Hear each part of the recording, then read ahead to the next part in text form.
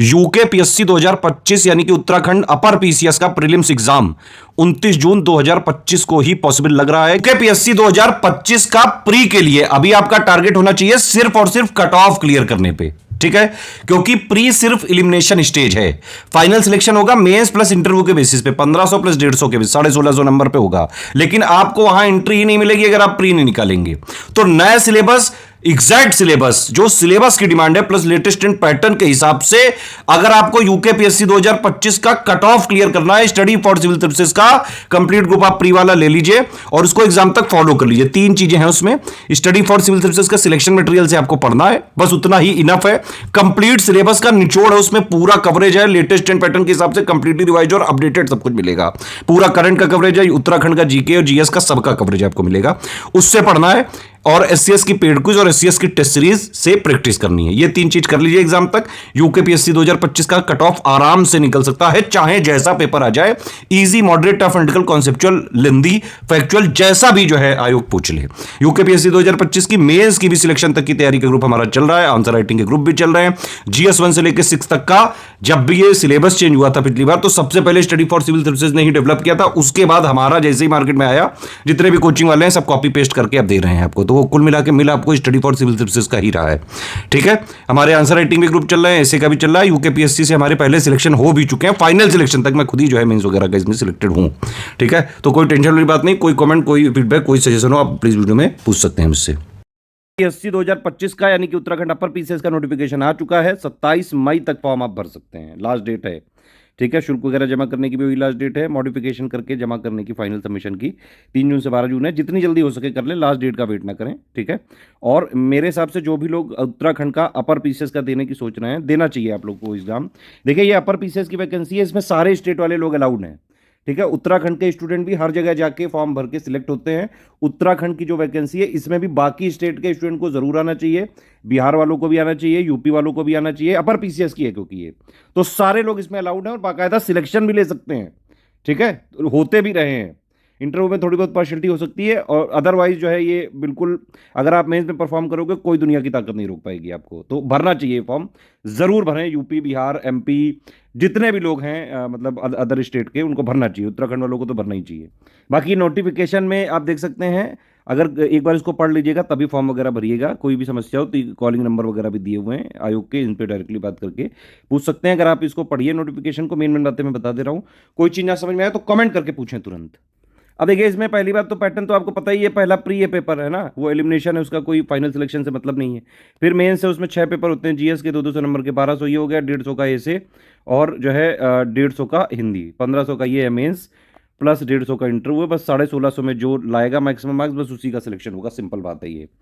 तो आप यहाँ पे मैक्सिमम फोकस करो, जो है सिलेक्ट होने वाले हो जाते हैं। देखिए जो भी, अगर आप यूपीएससी स्टेट पीसीएस की तैयारी कर रहे हो, जहाँ अपॉर्चुनिटी मिले वहाँ पे जो है घुसने की कोशिश करा करो, है ना। जब तक जॉब नहीं लग रही तब तक हर जगह आपको एटलीस्ट सिविल सर्विसेज वाली तैयारी कर रहे हो तो हाँ तो माननी चाहिए। हाँ लेकिन इसका सिलेबस थोड़ा सा अलग है, तो इसी के सिलेबस के हिसाब से ही आप तैयारी करें। इसका सिलेबस बहुत ही ज़्यादा स्पेसिफाइड है, बिल्कुल एक एक पॉइंट क्लियर करके लिखा हुआ है। ये नॉर्मल जो है पेपर्स की तरह नहीं है जो स्टेट पीसेस होते हैं। इसका सिलेबस काफ़ी बड़ा है, मतलब हालांकि उसमें स्पेसिफिक पॉइंट लिखे हुए हैं।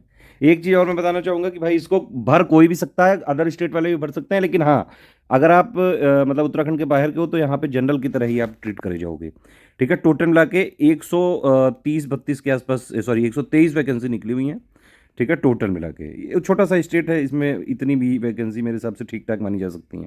और एसडीएम की 3 वैकेंसी हैं, डीएसपी वगैरह की भी 7 वैकेंसी हैं, ऐसे ही इस तरह से 123 हैं टोटल। और अनरिजर्व वाली कितनी है, वो 80 वैकेंसी हैं, ठीक है। वही ग्रेजुएशन ही मांगा हुआ है इसमें भी, तो ग्रेजुएशन तो होनी चाहिए। बाकी स्पेशल कोई पोस्ट हैं तो ये विशेष अर्ता वाले पद के लिए वो अनिवार्य शैक्षिक अर्ता ग्रेजुएशन प्लस समथिंग जो भी यहाँ लिखा हुआ है। ये बड़ा इंपॉर्टेंट चीज़ है कि भाई ये जो एज लिमिट है, एज काउंटिंग कहाँ तक होगी, 1 जुलाई 2025 तक आप 21 मिनिमम और 42 मैक्सिमम के होने चाहिए। यहाँ पे 21 से 42 है, बड़ा अच्छी चीज़ है भाई। यूपी में तो 40 तक है, यहाँ पे 42 है, ठीक है। तो मतलब 1 जुलाई 2025 से काउंटिंग है, ध्यान रखिएगा ये चीज़। अच्छा, आयु में जो छूट वगैरह है वो उत्तराखंड के ही स्टूडेंट को मिल सकता है, ध्यान रखिएगा। आप किसी भी कैटेगरी के हैं, अगर बाहर के स्टेट से आ रहे हैं तो आप जनरल की तरह ही ट्रीट किए जाएंगे। देखिए लिखा भी हुआ है, चाहे आप एससी हैं, एसटी हैं, ओबीसी हैं, ईडब्ल्यूएस हैं, पूर्व सैनिक हैं, है ना, दिव्यांग हैं, स्वतंत्रता संग्राम सेनानी के आश्रित हैं, अनाथ बच्चे, राज्य आंदोलनकारी तथा महिला श्रेणी के ऐसे अभ्यर्थी हैं जो उत्तराखंड के आदिवासी नहीं है, तो उनको आरक्षण का लाभ अनुमान्य नहीं होगा। ठीक है, वो सिर्फ और सिर्फ सामान्य श्रेणी में ही अप्लाई कर सकते हैं अगर आप उत्तराखंड के नहीं तो। बाकी मोटा मोटा वही बातें लिखी हुई हैं जो बाकी सब में हर जगह लिखी रहती हैं। कोई भाई गलत चीज़ें मत दीजिएगा, कोई गलत इन्फॉर्मेशन मत दीजिएगा बाद में, नहीं तो जो है दिक्कतें हो सकती हैं ये सब चीज़ें। एक बार आप देख लीजिएगा इसको, ठीक है। फीस वगैरह भी नॉर्मल ही है, कोई बहुत ज़्यादा फीस नहीं है। वैसे ये चीज़ मुझे समझ में नहीं आती कि भाई जब कोई आर्थिक रूप से कमज़ोर है तो उसकी फीस जो है आप जनरल के ओबीसी के बराबर क्यों रखे हो? इसकी तो फीस जीरो कर दो ना कम से कम।